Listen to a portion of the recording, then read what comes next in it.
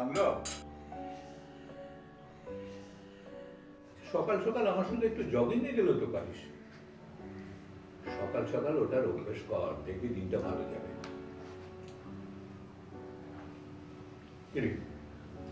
কথা বলছিস না কেন? আমি শিওর যে দাদাও তোমাকে এভাবে কথা বলতো, তুমি কোনো উত্তর দেবে না, চুপচাপ শুনতে। মোটেও না, আমি তোর মতো না, একেবারে উল্টো। আমি সকালবেলা আব্বাকে ঘুম থেকে ওঠাতাম। নাম করা ফুটবলার ছিলাম, আর যে সে পজিশন নেয় একেবারে স্ট্রাইকার। রুমন, পায়েসটা খাও। আমার ইচ্ছে করছে না। তোমার জন্য এত যত্ন করে বানালাম। দেখুন মিসেস আহমেদ, আমি আপনাকে বারবার বলেছি যে আমার জন্য যত্ন করে আপনি কিছু করবেন না। আপনার হাজবেন্ডের জন্য আপনি যা খুশি তাই করেন, বা তোমার কোনো নেই। তুমি খাবে তো? হ্যাঁ, আপনি তো সবসময় আমাকে জ্ঞান দেন, খানিকটা জ্ঞান আমিও আপনাকে দিই। এই বয়সে মিষ্টিটা একটু অ্যাভয়েড করেন, সুগারটা ঝামেলা করবে।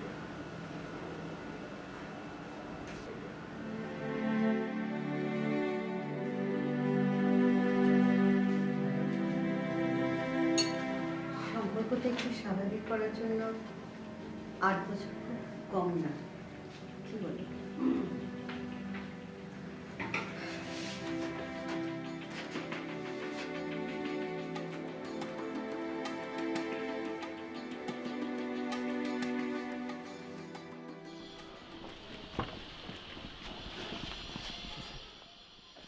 কি ব্যাপার মতিন ভাই, স্পেশাল ট্রিট?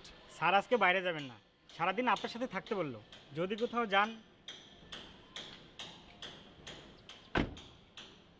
আপনাদের গাড়ি আপনাদের সাথেই থাকুক, আমি আসলে আমার অভ্যাস একদম নষ্ট করতে চাই না। আমার জন্য ওই রিক্সা বা সিএনজি বেটার, কাজ শেষে ভ্যানিশ হয়ে যায়। কি মজার না? আপনাদের এই আরামায়েশের জীবন আমার একদম পোষায় না, ভালো লাগে না। ওই সিএনজি, ওই যাবা, ঢাকায় সবুজ নামে বনায়ন নিয়ে ওদের একটা প্রজেক্ট আছে, আর সেই কারণে ওরা রুমন আহমেদকে পাঠিয়েছে। সেটা ভালো, বিদেশি পত্রিকায় নিয়মিত ছবি ছাপানো হয়। এই কাজটার জন্য কিন্তু তুমি বোনাস পাবা, আর বইটা ছাপানো হলে বইটার জন্য একটা মোটা অঙ্কের টাকা পাবা। পেমেন্ট হবে ডলারে। ওয়াও জাকারিয়া ভাই, এই তো আপনি লাইনে আসছেন। বোনাস, ডলার, এগুলো শুনলেই তো খুশি খুশি লাগে। আপনি প্রথম থেকে এগুলো বলতেন, দেখতেন আপনার কথা কত আগ্রহ নিয়ে শুনতাম। কাজটা করতে আমার তো কোনো আপত্তি ছিল না, জাস্ট বাইরের ফটোগ্রাফার এটা শুনেই আমি একটু আপত্তি করেছিলাম। রুমন আহমেদ আমার ইউনিভার্সিটির জুনিয়র, একটু আওলা টাইপের, নিজের জীবনে কিন্তু কোনো ফোকাস নাই, কিন্তু ছবি তোলার ক্ষেত্রে ফোকাস নিয়ে কোনো ঝামেলা করে না। ভাই, আপনি কি বুঝে বলছেন যে আপনি আমার সুনাম করছেন? আরে আসো আসো আসো আসো, পরিচয় করে দেই, হচ্ছে প্রিয়তি মারিয়াম, আমার সবচেয়ে ভালো রিপোর্টার, আর হচ্ছে তোমার অ্যাসাইন ফটোগ্রাফার রুমন আহমেদ। আপনি এমনিতে 25 মিনিট লেট, চলুন এখনই কাজে বেরিয়ে পড়া যাক, পরিচয় করবো আমরা কাজ করতে বসে। যাও যাও, খুব সিনসিয়ার মেয়ে, যাও যাও যাও, শুরু হলো। আরে বুঝো না কেন, খুব সিনসিয়ার। কালকে রাত্রে অফিস থেকে আমি আপনাকে একটা মেইল করেছি, পড়েছেন? না না কেন পাননি? না, আসলে ওই কাল রাতে পুল খেলতে খেলতে এত ইনভলভ হয়ে গেছিলাম যে পরে আর আপনার মেলটা পড়া হয়নি। তাহলে তো আপনাকে এখন প্রজেক্টটা বোঝানো অনেক কঠিন হয়ে যাবে। না না না না, আপনি আমাকে সংক্ষেপে বলেন, আমি বুঝে নেব। আমি যা বোঝার অল্পতেই বুঝি, আর তা না হলে ওই বেটে খাওয়ালেও বুঝবো না। ওকে ওকে ফাইন। ঢাকার বৃক্ষ নিয়ে হচ্ছে আমাদের এবারের প্রজেক্টটা। সবাই বলছে ঢাকার বৃক্ষ কমে যাচ্ছে, কিন্তু ঢাকায় যে কত দুর্লভ প্রজাতির বৃক্ষ বিদ্যমান এটা কিন্তু আমরা কেউ জানি না। এইসব প্রাচীন বনজ প্রাণ নিয়ে আমাদের এবারের প্রজেক্টটা। আচ্ছা, আপনার সমস্যাটা কি? কথা বলার সময় এরকম কঠিন কঠিন বাংলা শব্দ ইউজ করছেন কেন? কখনো কি সাহিত্য উপন্যাস পড়েননি, নাকি সবসময় বাংলা ব্যাকরণে বই পড়েছেন?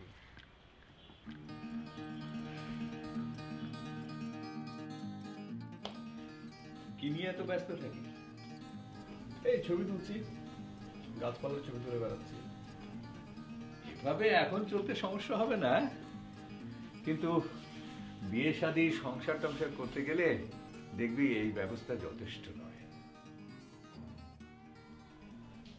সংসার টংসার নিয়ে ভাবতে আমার ভয় লাগে। এখন যেরকম আছে বেশ আছে। এই ঢং সবারই থাকে, তারপর বয়স বেড়ে গেলে বিয়ে শাদী করে তখন আফসোস করে, ইস আগে কেন করলাম না। না বাবা, misjudged. It's not my type. সংসার হচ্ছে তোমাদের জন্য, আমার জন্য না। কারণ তোমরা হচ্ছে সাংসারিক মানুষ।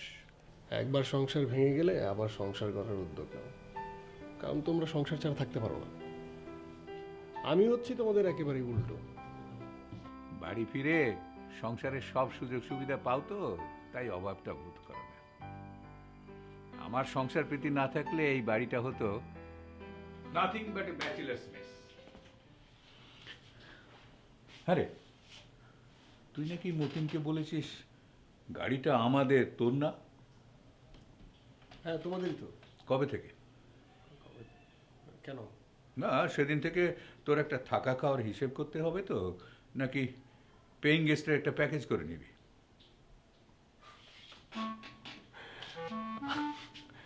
আচ্ছা ঠিক আছে, গাড়িটা আমারও, এখন থেকে নিয়ে বেরো। নিস নিস, গাড়ি থাকলে মেয়েদের ইমপ্রেস করতে সুবিধা হবে।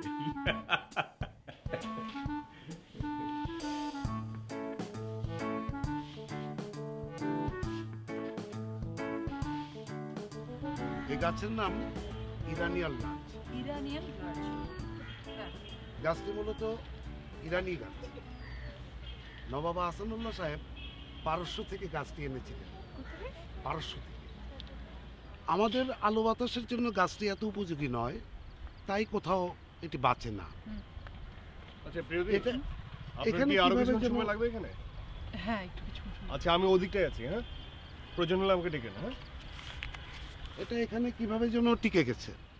আচ্ছা, এই গাছে কি কোনো ফুল বা ফল হয়? হয় কোন সময়? মানে বছরে একবার, জুন মাসে। মার্চ এপ্রিলে বড় বড় আকারের হালকা নীল ধরনের ফুল হয়। আচ্ছা, March April, March, April. June. আচ্ছা, নীল রং না, হালকা নীল। হালকা নীল। ওই ফুল থেকে কার্পাস ধরনের এক ধরনের ফল হয়।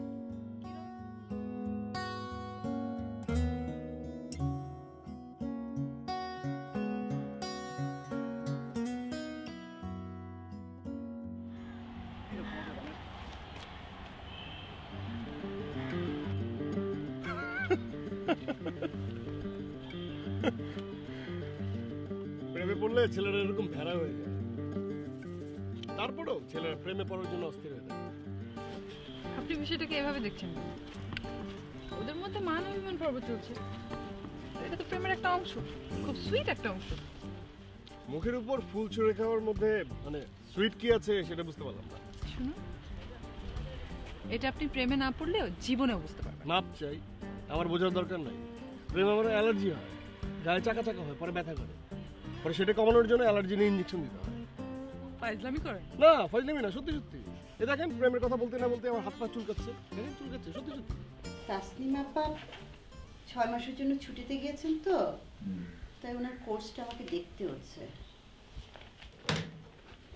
কি হয়েছে তাসনিমের? না ওনার না, ওনার ছেলে। ও ছেলেটা তো আগে থেকে একটু অবাধ্য ছিল, তো মাসখানেক আগে প্রমাণ পেয়েছে ছেলে ড্রাগ এডিক্ট। তাই নাকি? গোপন একটা রিহ্যাব সেন্টারে ভর্তিও করিয়েছে। মেয়েটা তো থাকে বিদেশে, একটাই ছেলে। বলো, ভীষণ স্যাড। কি যে যায় বাবা মার উপর দিয়ে। অবশ্য রুমনকে নিয়ে সে ভয় নেই, এটাই একটা রক্ষা। রুমনকে নিয়ে কিন্তু আরো অনেক বড় ভয় রয়েছে। মানে? সংসারের প্রতি ওর যে অনাগ্রহ, এটা কিন্তু একটা বড় সমস্যা। এটা যদি স্থায়ী হয় তাহলে কিন্তু ওর ব্যক্তিগত জীবনে বাজে প্রভাব পড়বে। না না, সময়ে সব কেটে যাবে। আমি ওকে 8 বছর ধরে দেখছি তো, আমার কিন্তু তা মনে হয় না। তোমার বিষয়ে ও একটু অন্যরকম, সে তো ওর মার ইনসিডেন্টের কারণে। একটু উদাসীনেই যা, আর তো কোনো সমস্যা দেখি না। তুমি ওকে অনেক ভালোবাসা দিয়ে দেখো তো, তাই পুরোটা ধরতে পারো না।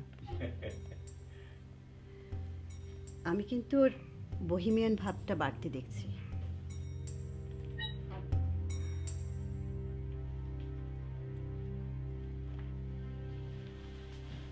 তুমি তো আমাকে বেশ চিন্তায় ফেললে। আচ্ছা, ওর কি কোনো মেয়ের সাথে অ্যাফেয়ার আছে জানো কিছু? না, জানি না তো।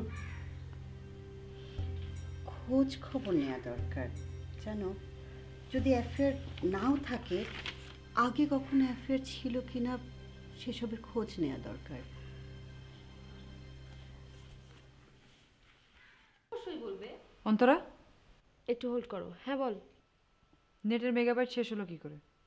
আমি কি জানি। তুই কি জানিস মানে? সারাদিন তো থাকিস ফেসবুকে। হ্যালো, সরি, শোনো, তোমার সব ঠিক আছে, খালি মাঝে মাঝে তোমার বিহেভটা একটু রাফ হয়ে যায়। আমার গুগলে এখন একটা জিনিস সার্চ দেওয়ার দরকার, এখন আমি কি করব? তুমি আগে এরকম ছিলে না, তুমি মোটেও এরকম ছিলে না। অন্তরা, এই যাবাক, তুমি এর আগেও একদিন এরকম করো। তোর কথা মাকে বলতেছি, দাঁড়া। তোমার তো কিছুই মনে থাকে না। ফাউল হইতেছে।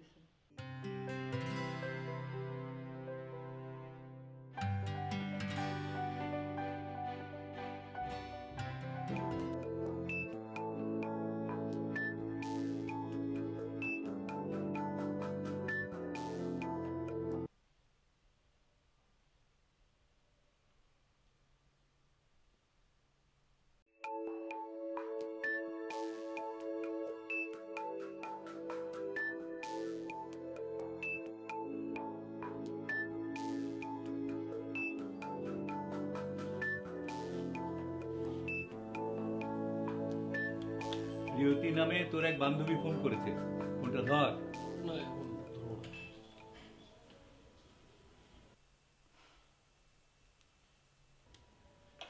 খোল খোল খোল, ল্যাপটপটা বন্ধ কর, তোর সঙ্গে আমার জরুরি কথা আছে।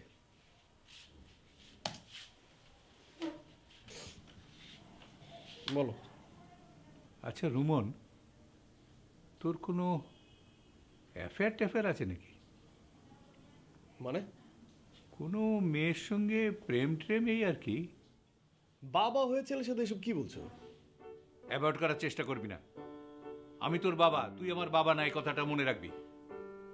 প্রশ্নের সোজাসুজি উত্তর দে। না, নেই। আচ্ছা, আগে ছিল ব্রেকআপ ট্রেকআপ হয়ে গেছে, এরকম না তো? দেখো, তুমি কিন্তু বাবা ছেলের সম্পর্কে শালীনতা লঙ্ঘন করছো। মোটেও না। তোর কোনো ক্লোজ ফ্রেন্ড নেই, এটা আমি ভালো করেই জানি, তাই ফ্রেন্ডলি বিহেভ করছি। কি আগে কোনো অ্যাফেয়ার ছিল? না, আমার আগে কোনো অ্যাফেয়ার ছিল না, এখনো নেই। কেন ছিল না?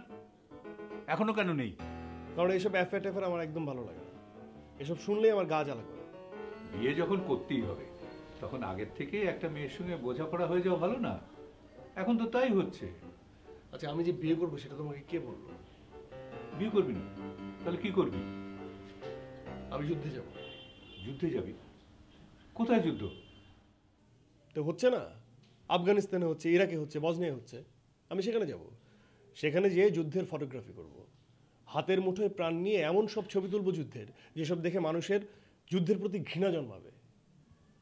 বিয়ে, সংসার, বাচ্চা কাচ্চা, এসব এই কাজ হয় না। তাহলে আহমেদ বংশের কি হবে? বাংলাদেশে লাখ লাখ আহমেদ বংশ আছে। একটা আহমেদ বংশের বংশরেখা থেমে গেলে তেমন কোনো ক্ষতি হবে না, বরং জনসংখ্যা আসপেক্টে উপকার হবে। এটা তুই কি শোনালি? হ্যাঁ, এটাই। আচ্ছা, তোমার কথা কি শেষ? প্লিজ এখন আর বিরক্ত করো না। আমি অ্যাভাটারের মেকিং দিচ্ছিলাম, প্লিজ দেখতে দাও।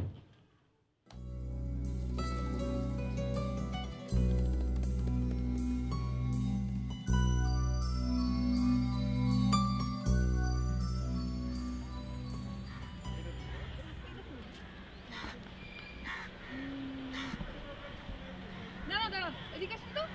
এদিকে আসুন, এই সাইডটা কেমন যেন মরা মরা। এই সাইডটা নেই, পুরা পার্কটাকে গ্রিন লাগতে হবে। এদিকে আসুন, এই সাইড। আমরা আসলে কি করছি? মানে এই পাশ থেকে ছবি তুলেন না, এই পাশটা মরা মরা লাগে। এই পাশ থেকে ছবি তোলেন, এই পাশটা গ্রিন গ্রিন লাগে। এমনভাবে ছবি তুলছি যাতে মনে হয় যে পুরো ঢাকার অর্ধেকটাই সবুজ। আশ্চর্য, আপনি সাবজেক্টের ছবি তুলবেন না? আমাদের সিরিজটাই তো তাই, ঢাকার সবুজ। আমরা যেটা করছি সেটা সাবজেক্টের একটা পাশ। ঢাকার সবুজ মানে এই না যে ঢাকায় সবুজ আছে, ঢাকার সবুজ মানে এও হতে পারে যে ঢাকায় কোনো সবুজ নেই। 4 দিন কাজ করার পরে আজকে আপনি এই কথা বলছেন? 4 দিন ধরে আমি চেষ্টা করছিলাম, কিন্তু এখন মনে হচ্ছে ভণ্ডামি করছি। কি আজব সব কথা বলছেন আপনি রুমন সাহেব। মোটেও না। ডকুমেন্টারি ফিল্মের জনক রবার্ট ফ্লাহার্টির সাথে কিন্তু এমনটা হয়েছিল। উনি গিয়েছিলেন তেল কোম্পানির হয়ে ডকুমেন্টারি করতে, কিন্তু ফিরেছিলেন তেল কোম্পানির ফলে পরিবেশে কী কী ক্ষতি হয় সেটা ডকুমেন্টারি করে, এবং সেটাই কিন্তু পরে বিখ্যাত ছবি দ্য লুইজিয়ানা স্টোরি। তো আমাকে কি করতে বলছেন? পুরো ফিচারে ফোকাসটা ঘুরিয়ে দিব? অবভিয়াসলি, প্রয়োজন হলে তাই করবেন। আপনি রিপোর্টার, তদন্তে যা পাবেন আপনি তাই লিখবেন না, নাকি টেবিলে বসে সব কিছু লিখে ফেলবেন সত্যি যেটাই হোক? দেখুন, আমাদের সাথে একটা কোম্পানি আছে, যে কোম্পানি থেকে আপনাকেও অ্যাসাইন করা হয়েছে। তো কি হয়েছে? কোম্পানি রাজি না থাকলে অ্যাসাইনমেন্টটা বাতিল হয়ে যাবে, তাই তো? আমি বুঝতে পারলাম না যে কোম্পানির স্বার্থ আগে না আপনার অবজারভেশন, আপনার পেশাগত দায়িত্ব আগে। বুঝতে পেরেছি, আমি আপনাকে বোঝাতে পারবো। দরকার হলে আপনি কাজটা ছেড়ে দিন। ওকে ফাইন, ডিসিশনটা তাহলে অফিসে নিন। আপনি কই যাচ্ছেন? অফিসে যাচ্ছি, এখানে থেকে আর কি লাভ বলেন? আমাকে তো অন্য কাউকে নিয়ে কাজটা করতে হবে। ও আচ্ছা আচ্ছা আচ্ছা আচ্ছা, অন্য কাউকে নিয়ে কাজটা করতে হবে। তার মানে হচ্ছে যে আপনি ওইভাবে অ্যাসাইনমেন্টটা করবেন, সুজলা সুফলা শস্য শ্যামলা সামথিং লাইক দ্যাট। জি। আচ্ছা জাকারি সাহেব, আপনি আমাকে বলছেন যে আমি উল্টাপাল্টা করছি। আপনি বলুন না যে আপনি একটা কাজ করতে গেলেন, যে দেখলেন পরিস্থিতি অন্যরকম, তখন আপনি কি করবেন? পরিস্থিতি কি মানে এড়িয়ে যাবেন? এটা কি সাংবাদিকতার এথিক্সের মধ্যে পড়ে? আচ্ছা জাকারি সাহেব, ওকে ফাইন, ঠিক আছে, আমি কালকে আপনার অফিসে আসছি। ওকে?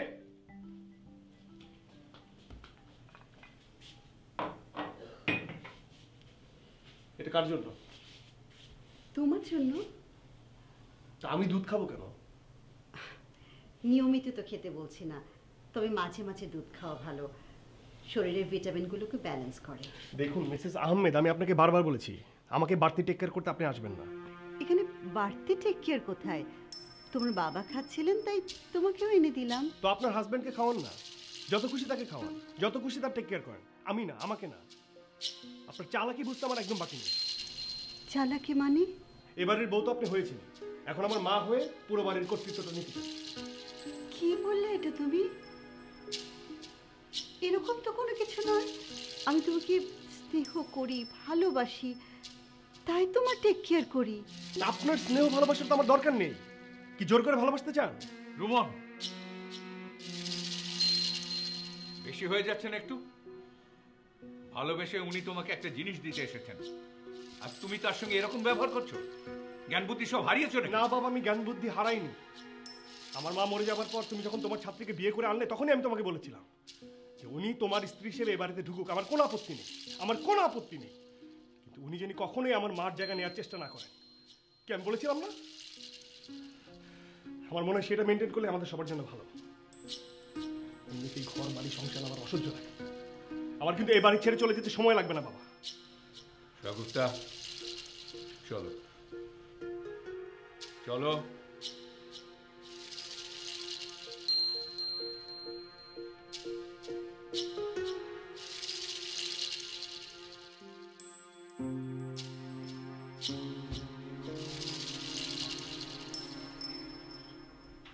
শাগুফতা, এই একটা বিষয় তো বাদ দাও না।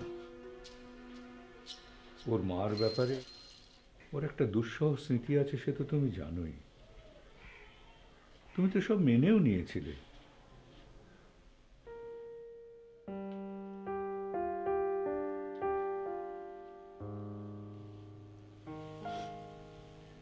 সেগুপ্তা, 8 বছরে তো কোনোদিন তোমার চোখ আমি ভিজে দেখিনি।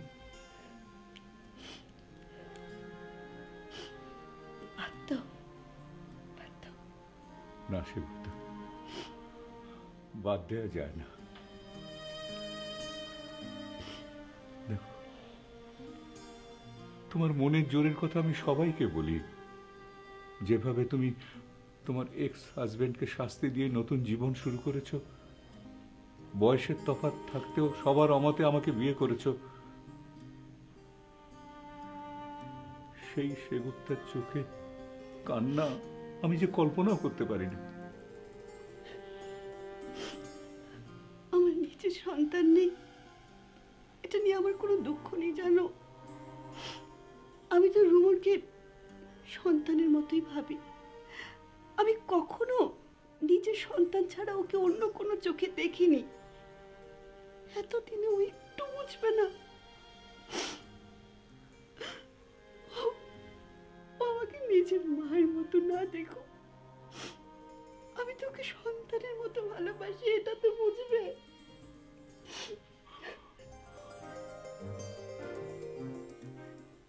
বিএমই থেকে তোমাকে অ্যাপয়েন্টমেন্ট দেওয়া হয়েছে ঢাকার সবুজ দেখানোর জন্য। ঢাকায় সবুজ নাই এটা তো দেখানোর জন্য না রোহিত। কিন্তু কোম্পানির মোটিভ যদি বনায়ন হয় তাহলে ঢাকাতে সবুজ নেই এটা দেখানোতেই তো ওদের লাভ বেশি। কিন্তু প্রজেক্টের ফোকাস দেখেই ও রেসপন্সও করতে রাজি হয়েছে। আর তাই একদিন ধরে আমরা বাইরের একজন ফটোগ্রাফার নিয়ে কাজটা করছি, তাই না? আর তা নাহলে তো আমরা 2-1 দিন রিসার্চ করি স্টাফ ফটোগ্রাফার দিয়ে একদিনে ফিচারটা নামিয়ে ফেলতাম। তাহলে জাকিরিয়া ভাই আপনারা আপনাদের ফোকাসটা চেঞ্জ করবেন না, তাই তো? হ্যাঁ তাই। তাহলে আমাকে বাদ দিন। মানে আমাকে বাদ দিন। আমার তোলা ছবি আপনারা ইউজ করেন, আমার নাম দেওয়ার দরকার নেই। আর আমি নিজে থেকে বিএমএকে জানিয়ে দেবো যে আমার নিজের স্বার্থে আমি এই প্রজেক্ট থেকে সরে যাচ্ছি। আমি আসি জাকিরিয়া ভাই। জাকারিয়া ভাই, আপনার মতো আমি কিন্তু প্রথমে ওনার কথা প্রতিবাদ করেছি, কিন্তু ইন এ সেন্স আমার মনে হয়েছে উনি কিন্তু ঠিক আছেন, আবার আপনার আইডিয়াটাও ঠিক।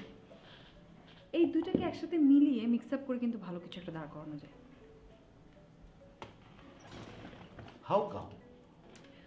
ধরুন আমরা 5টা সিরিজ করবো ঢাকা সবুজের উপরে। প্রথমটা আমরা দেখাবো পুরো সবুজ ঢাকা, ঠিক আছে।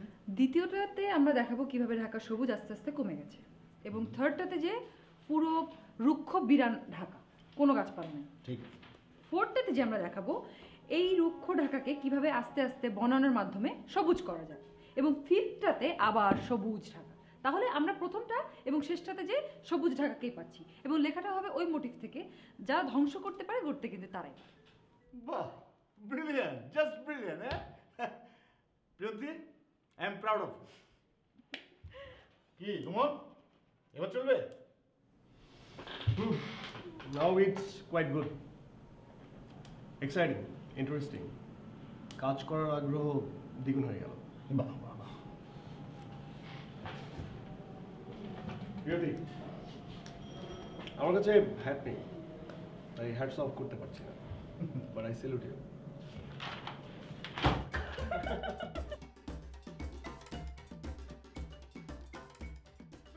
আরে প্রিয়তি, রোমান, তুমি দুজনে কেন? কি ব্যাপার?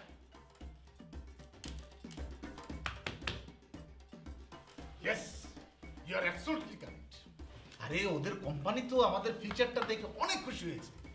আমাদের পত্রিকার প্রকৃতি সেকশনটাতে স্পন্সর করার জন্য আগামী 2 বছরের জন্য চুক্তি করতে রাজি হয়েছে। মাত্র মিটিং করেছি। Very good. কিন্তু জাকারিয়া ভাই, রুবনের ছবি ছাড়া কিন্তু আমাদের ফিচারটা কিছুই হতো না। হ্যাঁ, আরে তোমার ফটোগ্রাফগুলি তো আমার ফিচারটাতে প্রাণ এনে দিয়েছে। Yes, this are awesome. এতদিন ধরে পার্কে আসছি, ভাবলাম পার্ককে একটা আনুষ্ঠানিক বিদায় জানিয়ে যাই। তোমার সাথে আমার বন্ধুত্ব, ঝগড়া, পরিচয় সব তো পার্কে। সত্যি বলেছো, এই পার্কে তুমি আর আমি এত বেশি এসেছি যে এখানকার মানুষ এখন ভাবে তুমি আর আমি প্রেমিক প্রেমিকা। প্রেমিক প্রেমিকা হলে কি আমরা এখানে আসতাম? মনে হয় না আসতাম। হ্যাঁ, প্রেমে পড়লে সব কিছুই যায়, খালি প্রেম করাটাই ঠিক। এই যা কি যে বলো না তুমি, প্রেম হচ্ছে একটা অসাধারণ বিষয়। প্রেম ব্যাপারটা হচ্ছে দুইটা মানব মানবীর মনের সংযোগ, একটা স্বর্গীয় ব্যাপার।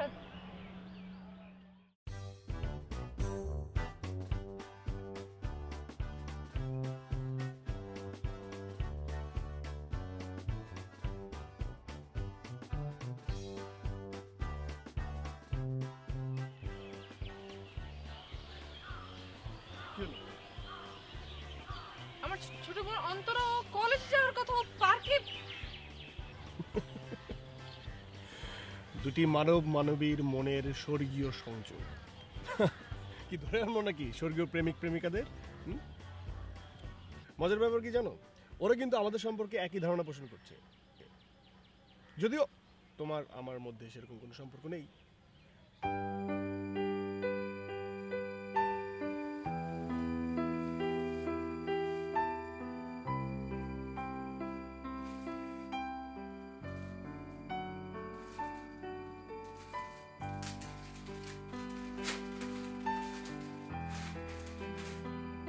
ওই ছেলেটা কি বাপ্পি? আমার ফ্রেন্ড। তুই কি মাকে বলেছিস? তোমার ফ্রেন্ড? তোমার ফ্রেন্ড হলে পার্কের মধ্যে হাত ধরে হাঁটাহাঁটি করছিলে কিসের জন্য? আজকেই প্রথম গিয়েছিলাম, বিশ্বাস কর। একটু সাবধানে থাকিস, ছেলেটাকে দেখে আমার একদম ভালো মনে হয়নি। আচ্ছা ঠিক আছে, তোর সাথে পরিচয় করিয়ে দেবো, তুই বললে মিশবো, না বলে বাদ। তবে আমার কিন্তু রুমন ভাইকে হেভি লেগেছে। ওইটা রুমন ছেলেটা তুই কি করে বুঝলি? আমি তো তোকে চিনি, তোর মতো মাস্টারনির সাথে রুমন ভাই ছাড়া আর কেউ থাকবে না, আর তুই কাউকে থাকতেও দিবি না। আসলে রুমন সম্পূর্ণ অন্যরকম একটা ছেলে। তোদের জুটিটা কিন্তু জোস লাগছিল। তুই যে ভাবছিস তার কিছুই না, আমাদের মধ্যে অন্য কোনো সম্পর্ক নেই, উই আর জাস্ট ফ্রেন্ড। তোর চোখ দেখে কিন্তু তা একদম মনে হচ্ছে না। একটা না দিব, বেশি পেকে গেছিস তাই না? রুমন প্রেম টেম এগুলোকে বিলিভ করে।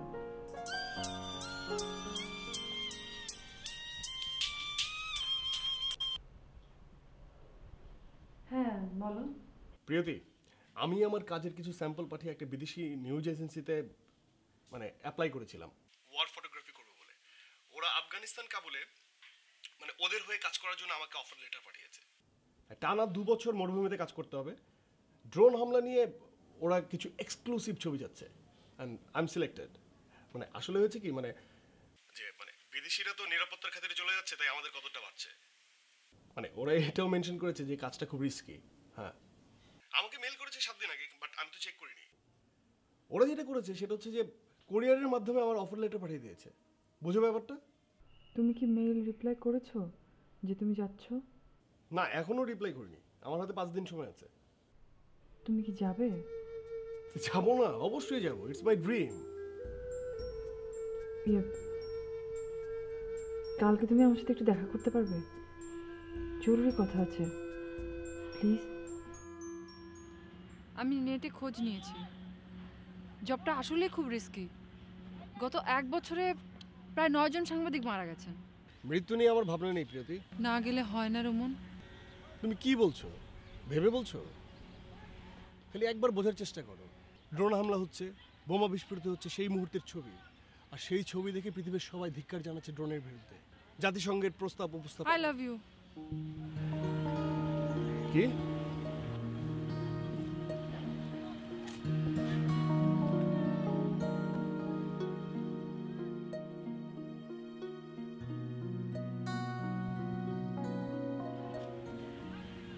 প্রিয়তি, আমি তোমাকে বলেছিলাম যে প্রেম টেমে আমি বিশ্বাস করি না।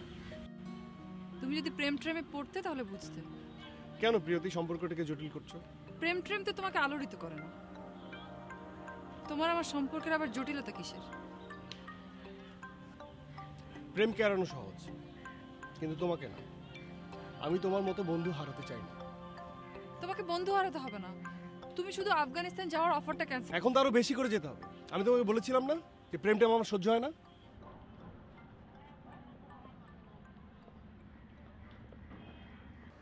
এরকম অফার তুই হয়তো আরো পাবি, আর সেগুলো মোর সেফও হতে পারে। বেশি সেফ হয়ে গেলে সেটা ওয়ার ফটোগ্রাফি হয় না বাবা। 2 বছর টানা কাজ, ড্রোন হামলা প্রবণ এলাকায় বাস, স্বপ্ন পূরণের জন্য বেশি দাম দেওয়া হয়ে যাচ্ছে না বাবা? বেশি দামের জিনিসই কিন্তু এক্সক্লুসিভ হয়। কিন্তু আমাদের কথা তো ভাববি অন্তত। কেউ কারোর জন্য ভাবে না বাবা, সবাই তার তার জীবনের কথা চিন্তা করে।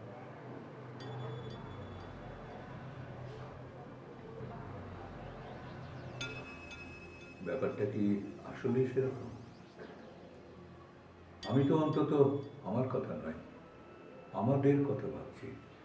তোমারই আমাদের মাঝে আমি কতটুকু, আমার মা কতটুকু, কখনো কি এই হিসেবটা করেছো? তুই কি তাহলে সেই জন্যই চলে যাচ্ছিস? আমি আমার স্বপ্ন পূরণের জন্য যাচ্ছি, and I love you. যদিও I don't like you.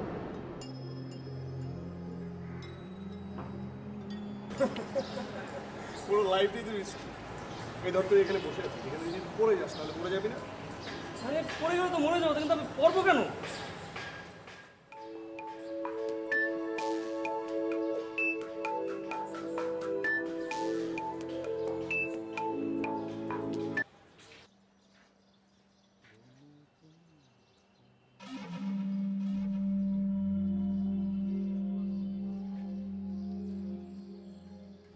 Mild attack ছিল, প্রথম ধাক্কাটা কাটিয়ে উঠেছে, তবে ডাক্তার আরও অ্যাটাকের আশঙ্কা করছে।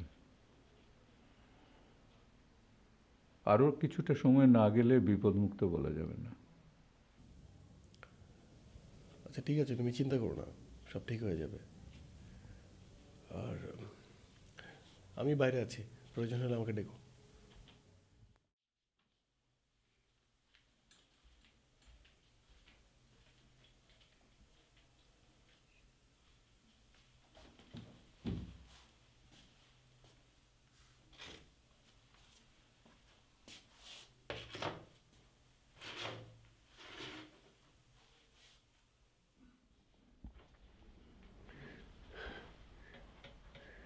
রুমন কি চলেই যাবে?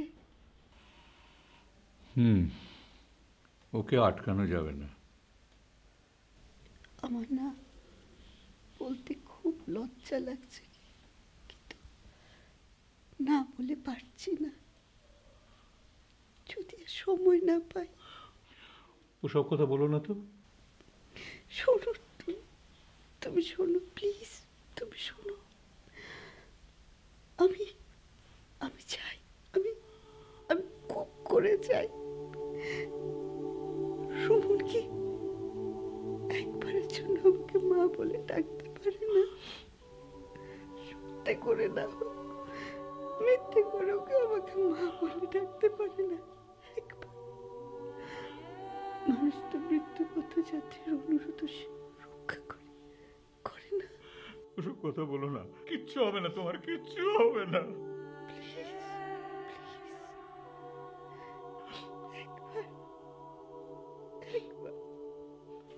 সেগুপ্তা সম্পর্কে তোমার মনোভাব তুমি সবসময় স্পষ্ট করে ব্যক্ত করেছ। সেগুপ্তা তা মেনেও নিয়েছিল, কিন্তু কি জানো, মানুষের মনের অবস্থান তো সবসময় এক বিন্দুতে থাকে না। মানুষ তো আর রোবট না। তুমি চাও আর না চাও, সেগুপ্তা তার দায়িত্ব পালন করে গেছে। তুমি সেগুপ্তাকে কখনো মায়ের মতো দেখোনি, কিন্তু সেগুপ্তা তোমাকে সন্তানের মতোই দেখেছে। তুমিও চলে যাচ্ছ, ওর হার্টেও সমস্যা দেখা দিয়েছে। এখন ওর মনের জোরটা খুবই প্রয়োজন। বাবা তুমি আমাকে সরাসরি বলো, আমি তোমার কাছ থেকে সরাসরি কথা শুনে অভ্যস্ত। সেগুপ্তা চায় তুমি তাকে মা বলে স্বীকার করো। সরি বাবা, আমি পারবো না, আমার পক্ষে সেটা সম্ভব না। আচ্ছা, মা বলে স্বীকার করতে না পারলে অন্তত একবার মা বলে ডাকো। বেচারি তো আর কেউ নেই। মানে তাকে মা বলার কেউ নেই বলে আমি আমার মার জায়গাটা তাকে দিয়ে দেবো? জায়গা দিতে না পারো, অন্তত মিথ্যে করে হলেও বলো। মানে তুমি আমাকে বলছো মাকে নিয়ে মিথ্যে কথা বলতে? তুমি ব্যাপারটাকে এভাবে দেখছো কেন?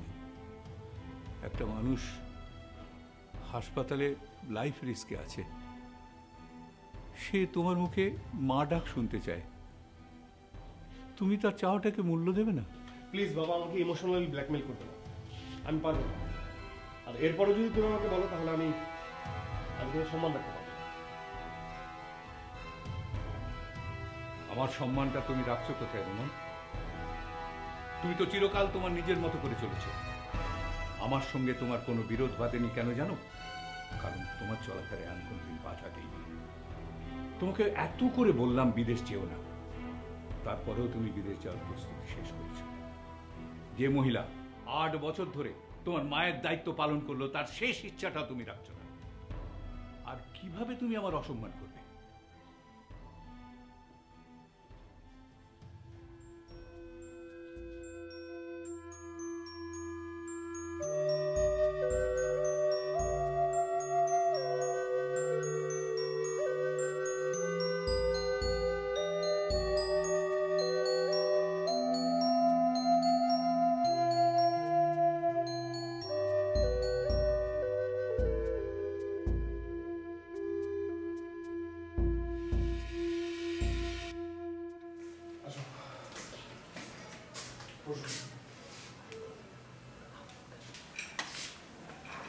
কি বুঝবে না?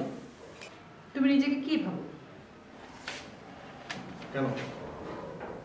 একটা মানুষ মৃত্যু সজ্জায়, যেই মানুষটা গত 8টা বছর ধরে তোমাকে মায়ের মমতা দিয়ে আগলে রেখেছে, আজকে হসপিটালে তার ক্রিটিক্যাল অবস্থা, তার একটা ইচ্ছা হতে পারে এটাই তার শেষ ইচ্ছা, এই ইচ্ছাটা তুমি পূরণ করতে পারছো না। এসব তোমাকে কে বললো? আমি আঙ্কেলকে ফোন করেছিলাম।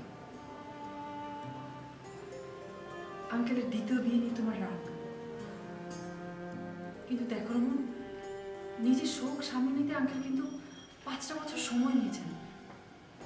5 বছর কিন্তু অনেক সময়।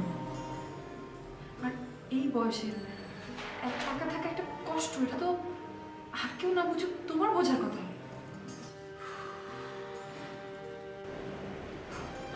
সরি, তুমি কি করে বুঝবে? অন্যের কষ্ট বোঝার মতো মনে তো তোমার। তোমাকে ভালোবেসে দিনের পর দিন আমি কষ্ট পাচ্ছি, অথচ সেদিকে তোমার কোনো খেয়ালই নেই। তুমি আছো তোমার স্বপ্ন, কিন্তু একটা প্রবলেমটা কি জানো? তোমার স্বপ্নটা এমন যে আমি তোকে স্বার্থপর বলতে পারছি। কি লাভ নিজেকে কষ্ট দিয়ে, সবাইকে কষ্ট দিয়ে কি লাভ? আমি তো কষ্ট পাচ্ছি। আমি পুরো দিনের প্রিপারেশন নিচ্ছি বাইরে যাবার। একটু আগে রনিকে ফোন দিলাম যে আমি যেখানে যাচ্ছি সেখানে পরিচিত কেউ আছে কিনা, সে বিল খোঁজ খবর নিচ্ছি। সত্যি তুমি কষ্ট পাচ্ছ না? মিথ্যে বলবো? শুধু শুধু তো এখানে ইমোশনাল সিন তৈরি করার কোনো মানে নেই। মানে আছে? বাইরে তুমি কি যাবে এয়ারপোর্টে সেভ করতে? পরশু ফ্লাইট। সরি, আমার সময় নেই, কাজ আছে। তাছাড়া আমি আজকে এখানে এসেছিলাম একটা ভুল ধারণা। আমি ভেবেছিলাম তুমি কষ্ট পাচ্ছ। তোমাকে থ্যাঙ্কস, ধারণাটা ভেঙে দেওয়ার জন্য।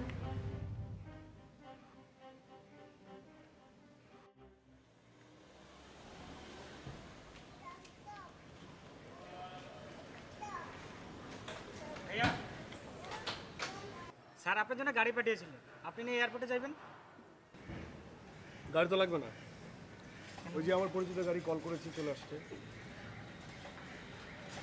ভালো থাকবেন। আসি।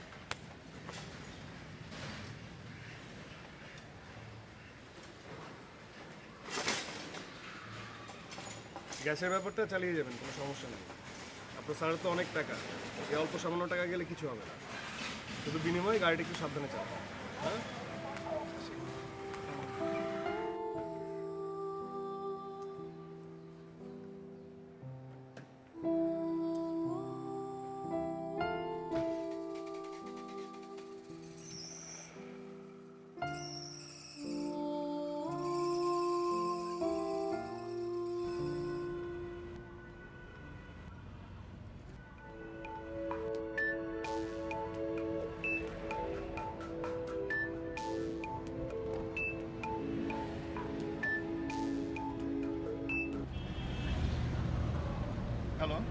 আমি অন্তরা, প্রিয়তি আমার বড় বোন। ও আচ্ছা আচ্ছা আচ্ছা, হ্যাঁ অন্তরা, তুমি সে পার্কে দেখেছিলাম। হ্যাঁ, আপনি কোথায়? ও আমি তো আজকে দেশের বাইরে যাচ্ছি, এয়ারপোর্টের পথে এখন। ও, এই জন্য তাহলে। এবার সব বুঝতে পেরেছি। কেন, কি হয়েছে?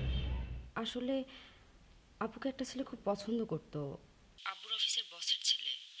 আব্বু তার সাথে বিয়েও ঠিক করে ফেলেছিল, বাট আপুর আপত্তি থাকাতে আব্বু আর এগোয়নি। কিন্তু আজ হঠাৎ আপু আপুকে বলছে বিয়েতে সে রাজি। আমি কোনোভাবে বুঝে উঠতে পারছিলাম না আপু এই কথাটা কেন বললো। আসলে ছেলেটা ভালো না, আমি আপনাকে সব বলতে পারবো না, বাট আমি জানি। আপুকে বললাম, আপু কিছুই বললো না, মুখ ভার করে বসে আছে। আসলে বেশ কদিন থেকে ও খুব কান্নাকাটি করছে। আমি ভেবেছি হয়তো আপনার সাথে রাগারাগি হয়েছে, বাট শুধু রাগ থেকে আপু এত বড় একটা ডিসিশন নিয়ে নেবে আমি হিসাবটা ঠিক মেলাতে পারছিলাম না, তাই আপনাকে ফোন দিলাম। কিন্তু আমি তো অলরেডি এয়ারপোর্টের পথে, মানে ঘন্টা দুয়েক পরে ফ্লাইট। আচ্ছা ঠিক আছে, ভালোভাবে যান, ভালো থাকবেন। আচ্ছা ঠিক আছে, রাখি।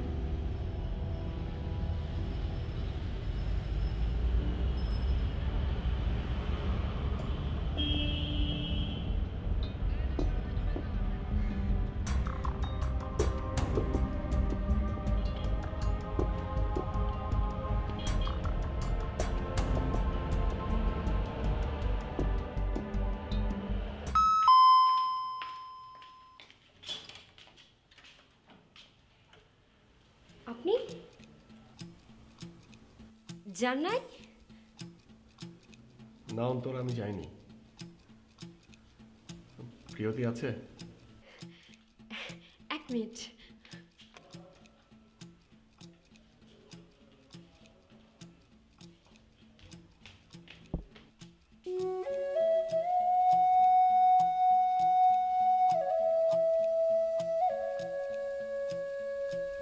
তোমার না এয়ারপোর্ট থাকার কথা? গেলাম না।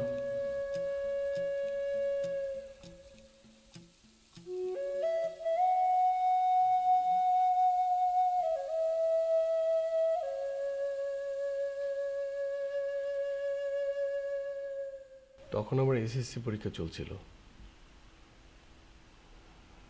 আর সেদিন ম্যাথ এক্সাম ছিল। প্রতিদিনের মতোই মা আমাকে গুছিয়ে আমার হাতে কলম, অ্যাডমিট কার্ড তুলে দিয়েছিল। পরীক্ষা শুরু, পরীক্ষা শেষ। দেন পরীক্ষার হল থেকে বের হয়ে দেখি আমার মামা উস্কো খুস্কো অবস্থায় দাঁড়িয়ে আছে। আমাকে কোনো কিছু বলেনি, সোজা আমাকে নিয়ে গেল হাসপাতালে। গিয়ে দেখি মা নেই। আমার পরীক্ষা শুরু হওয়ার 1 ঘন্টার মধ্যে আমাদের রান্নাঘরের গ্যাস লিক হয়ে পুরো রান্নাঘরে আগুন লেগে যায়। মার পুরো শরীর সেই আগুনে ঝলসে যায়। আরে করো কি? তোমার না 11টার সময় ফ্লাইট ছিল, তুমি যাওনি?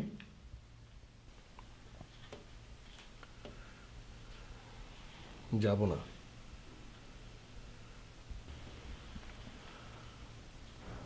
এই সালাম করো আমার। ও হ্যাঁ, তোমার সাথে তো পরিচয় আছেই।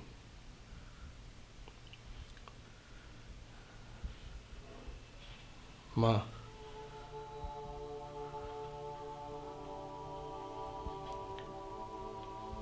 ওর নাম প্রিয়তি।